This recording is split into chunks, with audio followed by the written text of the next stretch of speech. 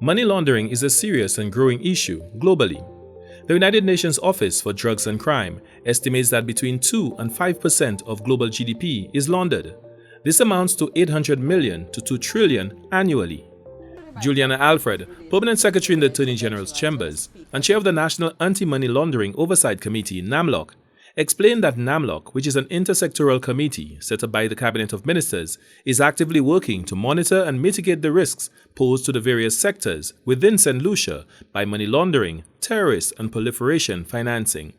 So all of this work that the committee is doing, it's with the intention that towards the end of this year, St. Lucia will be applying for re-rating to remove us from enhanced follow-up, because currently we are under enhanced follow-up because of all of these deficiencies. Kozel Chris is the senior counsel in the AG's chambers and deputy chair of NAMLOC.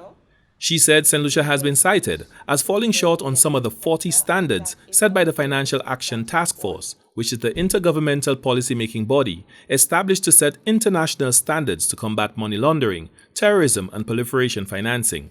St. Lucia would have been graded on each of these rules. So from our standpoint, we had partially compliant in at least 22 and non-compliant in 8. So some of the things I would identify is that in terms of our risk, one of the suggestions out of the mutual evaluation report is that St. Lucia must be able to sufficiently identify the MLTF, that's money laundering and terrorist financing risk, and they must be able to allocate the resources in terms of which are the higher risk areas and which are the lower risk areas. She added that St. Lucia's anti-money laundering legislation must also ensure that there is sufficient, dissuasive and proportionate sanctioning for persons who breach the Money Laundering Prevention Act. And specifically in relation to non-profit organizations, they consider that these organizations are, of course, higher risk. However, St. Lucia has not addressed in terms of which subset of these NPOs would be higher risk for money laundering or terrorist financing.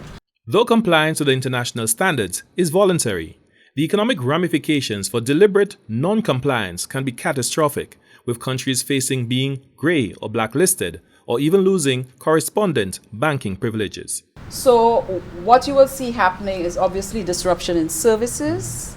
You would see higher cost of services as a result of that. When we look at issues, for example, of remittances, which are a very big thing for the region, that can be affected as well. So these recommendations, as small island development states, you essentially have no choice but to comply because the ramifications are quite intense. The National Anti-Money Laundering Oversight Committee has commenced the ramping up of its stakeholder engagement and public sensitization program in relation to the necessary amendments to various pieces of legislation that support the Anti-Money Laundering Prevention Act. A panel discussion held at the NTN studios formed part of the public sensitization effort, where issues such as customer due diligence, risk mitigation, compliance requirements, and sources of funds were addressed by industry professionals. St. Lucia will apply for a re-rating of its National Risk Assessment in November 2023. For the National Competitiveness and Productivity Council, Glenn Simon reporting.